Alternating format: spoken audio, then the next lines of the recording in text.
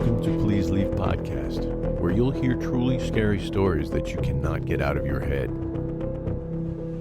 These stories may contain graphic depictions of violence or explicit language.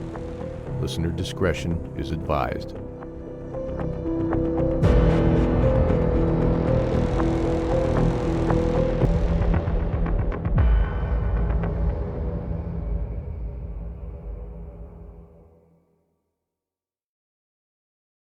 I've been inside for 274 days now. My sentence is 304 days, but I don't think I can last that long. I don't know how I know it's been 274 days, because there is no time in here, but somehow the number 274 feels right. Maybe I'm totally wrong. Maybe it's only been 11 days. Who knows what anything means in here? I went blind from the endless white after just a couple of weeks.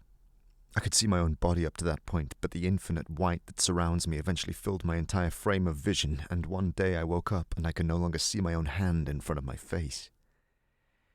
Well, I say that I woke up, but I don't know if I actually sleep. There was a sensation of my consciousness being, well, online, I guess you could say, and then offline at other times. But after being surrounded by nothing for even a couple of hours, it's hard to know where one's mind begins and ends, if it does at all. I can still feel my soul. I can feel that acutely, but I am engulfed by the reality that there is no reality, and that is an impossible thing for a mind to endure. I wish I could write this down, but instead I've been playing it on an endless loop in my head as the nothing stretches on and on. The only thing keeping me hanging on to a shred of sanity is the hope that I'm sending this message into the greater consciousness. I know that exists, thank God. I know that there is an endless connection that extends between everything that exists and doesn't exist, but what I don't know is if that divinity can penetrate this place. When the regime found proof of the divine, we all rejoiced at first. We were quick to jump on their bandwagon, and how could we not? We were all so sick of how we felt. We were all just so sick in general. We thought that we were okay, but our minds and our souls could not be fed by the man-made worlds we'd constructed. And it's laughable now to look back on how many systems we'd put in place just to feel normal, to keep ourselves from burning out or going insane. I was spending so much money on far-out programs to try to feel better. My house was stocked full of supplements and powders and books and equipment and medication that put my body and soul in a state that was an approximation of what we thought it meant to be happy and healthy. But now we know that we weren't even close. The way we were living was grotesque in comparison to what we learned was real happiness, and the true capacity for greatness that exists within every human being, every being for that matter.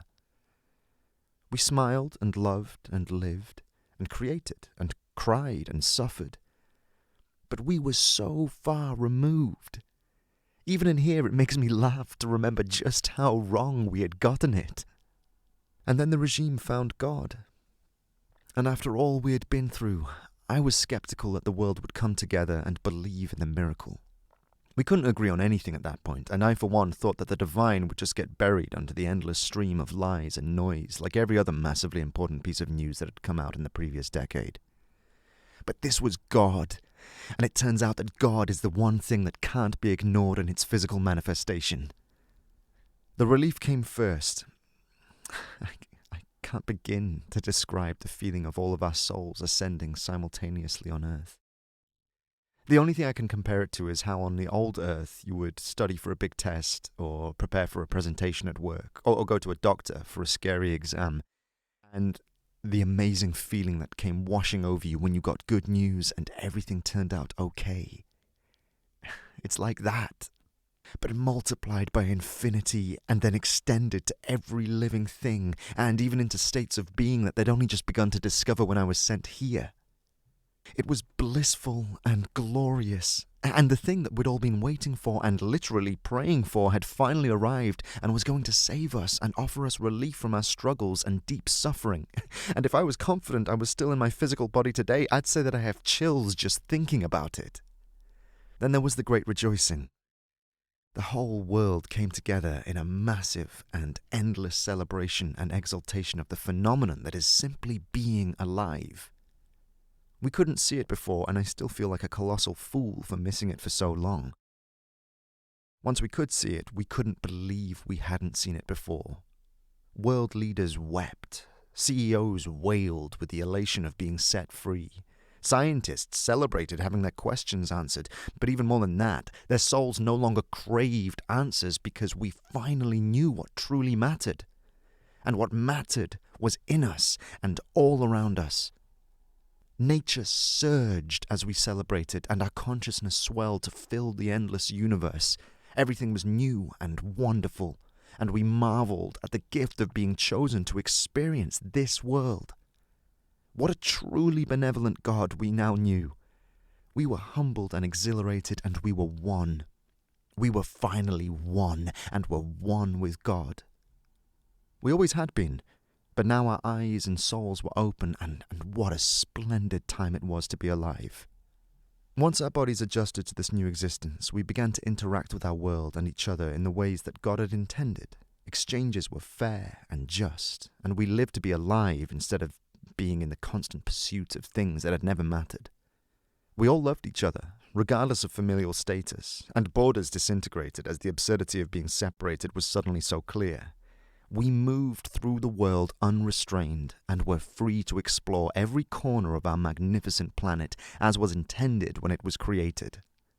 It's hard to describe what relationships felt like, as we abandoned all formal traditions of human interaction, but I can tell you that meeting other humans provided a richness and depth that cannot be compared to anything we knew previously. Every person provided a new miracle to unlock. Every conversation and interaction was an opportunity to ascend even further, and the vastness of our potential was made more clear with every exchange.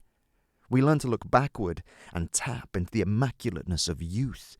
And on the other side, age and wisdom were treasured and exalted as we celebrated the length of perceived time that had passed through each being. And speaking of perception, that continued to exist in the presence of God because, as endless as our consciousness became, universal truths like time and space continue to exist because that is what allows us to prevail as our physical selves. After the awakening, it was clear that our brains still had limitations. But suddenly our brains were also appreciated for their ability to conceptualize the divine.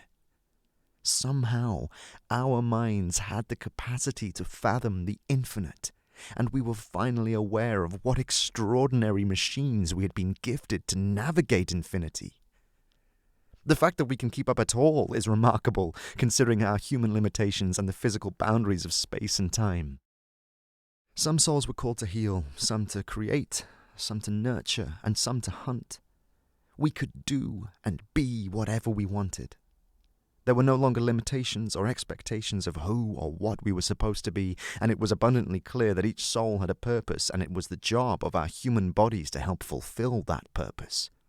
My soul was called to wander, and so I connected with souls that were built to navigate, and we set off to explore the globe.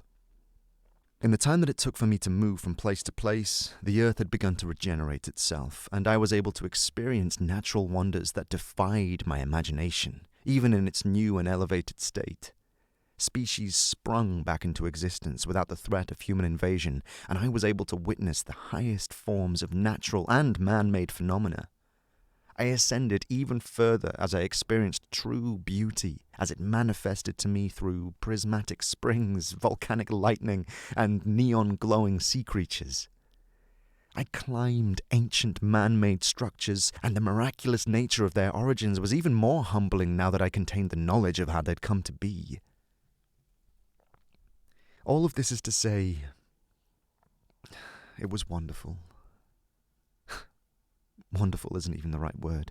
But on New Earth, we've been able to replace a lot of our verbal communication with an unspoken emotional exchange, and before I was sent here, we'd even been able to figure out how to broadcast various important emotions or messages beyond just a single person. Before I was sent inside, I was receiving messages from sometimes hundreds of miles away as people made new discoveries or gained a new level of understanding. Epiphanies popped into my consciousness almost hourly as our range and ability to share grew stronger, and the web of interconnectivity spanned the globe, and then again and again.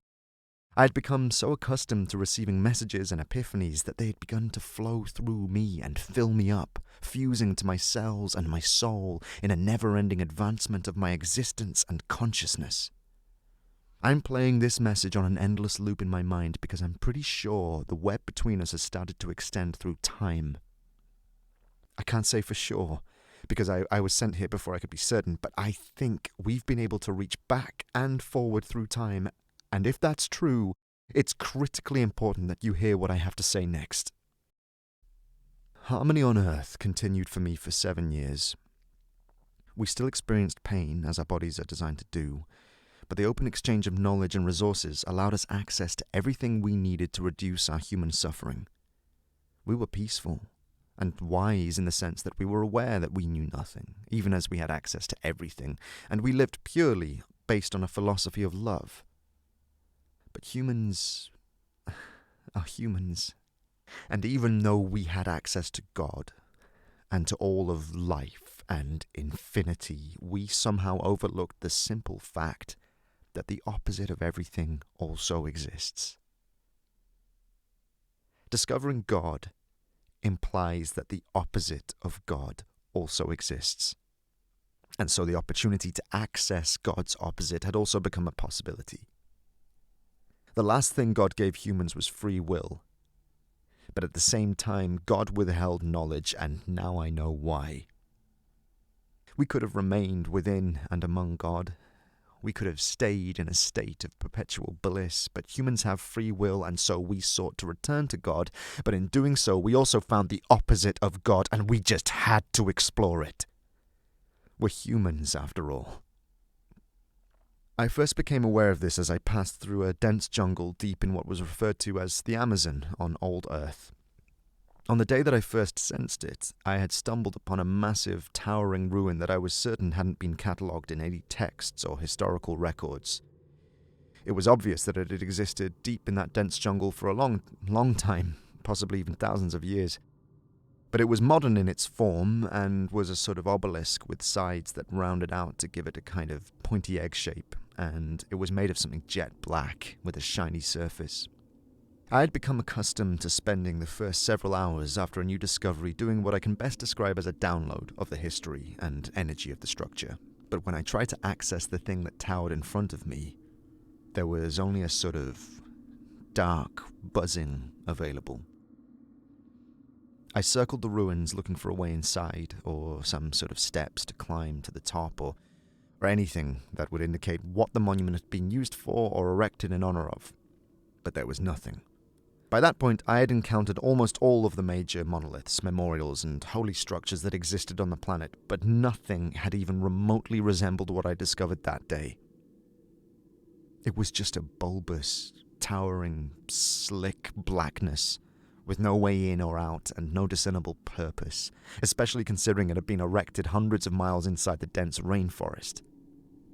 I tried to send out a message to see if anyone else had found the same ruins and maybe had information about its origin or purpose, but again I was blocked by a dark buzzing sensation. Night arrived sooner in the rainforest due to the heavy tree canopy, so I knew I was just an hour or so away from not being able to see the structure very clearly, and that it would be best to camp nearby so I could study it again in the morning. My navigators were also scheduled to meet me the next day to lead me out of the jungle, so I'd need to get up early to hike out far enough for them to be able to receive my signal. I set up camp near the base of the relic and fell asleep as soon as the sun went down. In the middle of the night, I woke up into what I can best describe as a night terror. I'd had them when I was a teenager and remember the crushing feeling of weight on my chest as I scanned the room, unable to move as shadows threatened me from my periphery, and I felt as though I was surrounded by a thick and nameless evil. My eyes opened inside of my tent, and I felt a physical weight pressing into my chest that made me gasp for air and fight to remain conscious. My limbs were useless, and the only thing that I could seem to move were my eyes, which I used to survey the dark space around me, and when I got to the part of the tent that zipped and unzipped to serve as my door, I could see 4 dark figures silhouetted just outside. I couldn't see them well enough to tell if they were actually there or if they were perceiving me from somewhere else, but I knew that they could feel me and I could feel them, and the information that I received from them set in motion the beginning of the end of my life. I don't remember falling back to sleep, but the next thing I knew, I was sitting upright in my sleeping bag, hot and sweating from the intense heat of mid-morning in the jungle. In a panic, I clawed my way out of my sleeping bag and then practically ripped through the door of my tent, gasping for air as I emerged, but being met with the thick humidity of the surrounding rainforest. I steadied myself by placing my hands on my knees and forced my breathing to slow down so I could take long, deep intakes of air to clear my head and force the panic to subside. It had been so long since I'd experienced anything close to panic that the old sensation ripped through my body with so much ferocity I almost passed out. After several minutes, I felt more calm and was able to fish around to see if there were any people nearby that I could access to help calm my nerves, and was relieved to pick up a few faint signals. Feeling my fellow man gave me the reassurance I needed to be able to calm down enough to tap back into the divine. I sank to the ground and spent a handful of minutes experiencing God, and before long I was awash with a macrocosm and all was right in my world. I opened my eyes and immediately sensed that something was off, because in the position I was in, I should have been able to see the monument out of the corner of my eye. I blinked several times to clear my vision completely, and there was still nothing to my left except for the deep green of foliage and moss-covered trees. I took a deep breath and turned my head, and sure enough, the monolith that I'd fallen asleep next to had vanished. There was no sign of the massive structure, not even an indentation in the soft soil where it had been the day before. It was as if it had never existed at all. My head started to swim, and flashes from the night before perforated my brain. I grasped my head with my hands to try to control the images that were flooding back, but I couldn't resist the messages as much as I wanted to.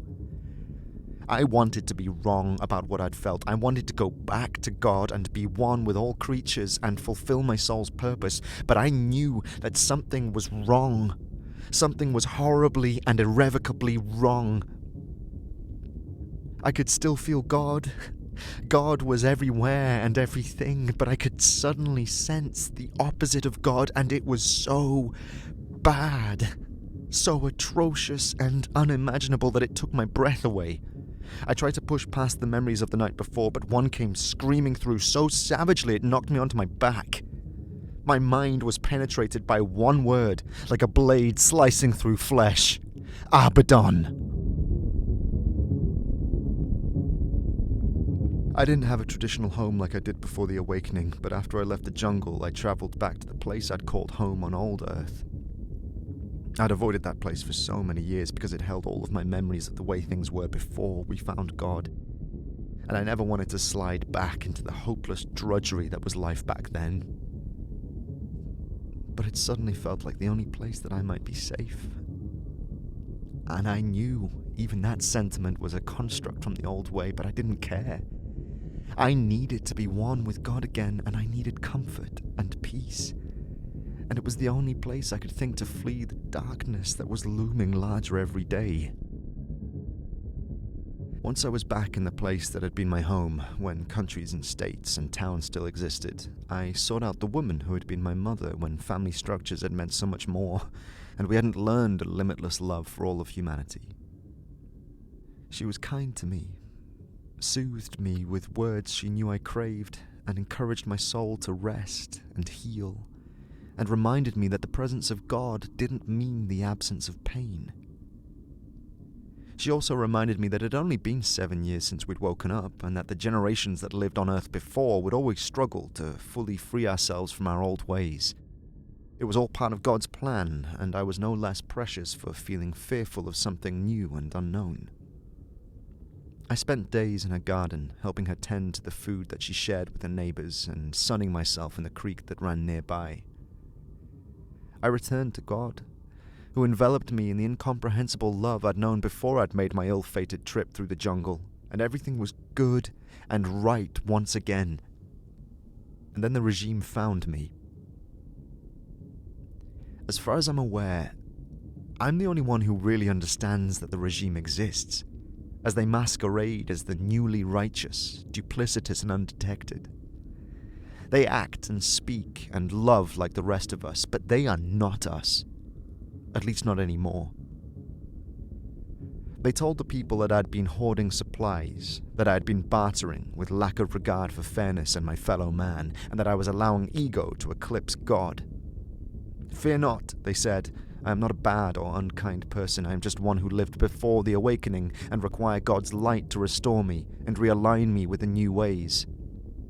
They would send me to a place where I could focus on God with my whole soul and would be returned in 304 days, renewed and enriched, and with lessons to share, no doubt. The people rejoiced at God's mercy and praised me for remaining pious and humble as I battled the urges of the past. They sang and celebrated, and then they sent me here. Now that I've had time to reflect, I'm not sure that the figures had actually been looking for me when they came to my tent that night. I think they had been looking for the obelisk, but found me by chance. Did they send me here because I had observed the Leviathan? Did I absorb something significant as I slept at the base? I also wonder if maybe they control it and had sent it to me as a trap so they could then send me here. I can't help but wonder if their human curiosity, the lawless need to know that lives inside all of us, pushed them to probe past God, to learn what was on the other side. Did they then send it to the person who was deep in the Amazon rainforest, as far away from other people as you can possibly be, to test the power of hell on a human soul? I don't know if the current state I'm in is, in fact, the opposite of God, but there's a profound terror inside of me that tells me it's not. That there is somehow something more endless and much worse than this place I've been exiled to. If this message is able to move beyond this space and can find someone from the past, I need you to know that you can't let them let God out. God is supposed to live inside of our hearts and minds, and as desperately as we want to become one with God, the consequences of that happening are far too great on this mortal plane. I don't know if God created God's opposite or if it's just the balance that the universe requires to exist, but now that God is out and humans have access to God's opposite, I can't begin to conceive of the horrors that threaten to consume the cosmos, annihilate all forms of love, and replace our consciousness with one long primal scream. But maybe it already has. Maybe this is, in fact, God's opposite, and the tiny shred of humanity that's still intact inside of what's left of me has fabricated this story to make sense of this horror. The longer I'm in here, the more I think that every awful thing on Earth has manifested in this place. The nothing is so dense. There's an urgency to rage against it, and I can feel cruelty incubating all around me. Is this hell? Or is this where hell originates? Is there something worse than this? I know I won't last much longer if this message doesn't reach you soon. I don't know if you even exist anymore, but humans are humans, and I can't help but hope, even as I'm trapped in this monstrous place. Oh dear God, can I even die in here? Are they going to suspend me in here forever? Have I been condemned? Or maybe I'm already dead. Maybe I died at the base of the Leviathan and have entered the excruciating hereafter. I don't know how God could let this happen. Maybe God created Earth so God could hide from something splintered and scattered between a million wandering souls. Maybe that thing found God once we all became one, and we've unleashed a wretchedness and a torment that we may never be able to comprehend. Oh God, I don't know. I don't know. I don't know. I don't know. I don't know. I don't know.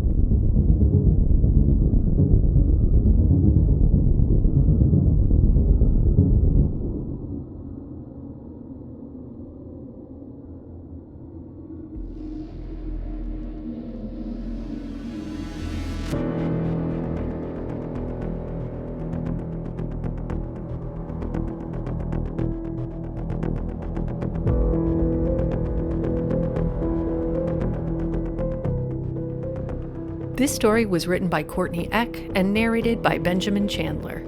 For more scary stories that you cannot get out of your head, please join our Patreon at patreon.com/PleaseLeavePod. Please follow Please Leave on Facebook and Instagram at Please Leave Pod. Our email is pleaseleavepod@gmail.com, and our website is pleaseleavepod.com. This has been a Two Penguins Media production. Quack.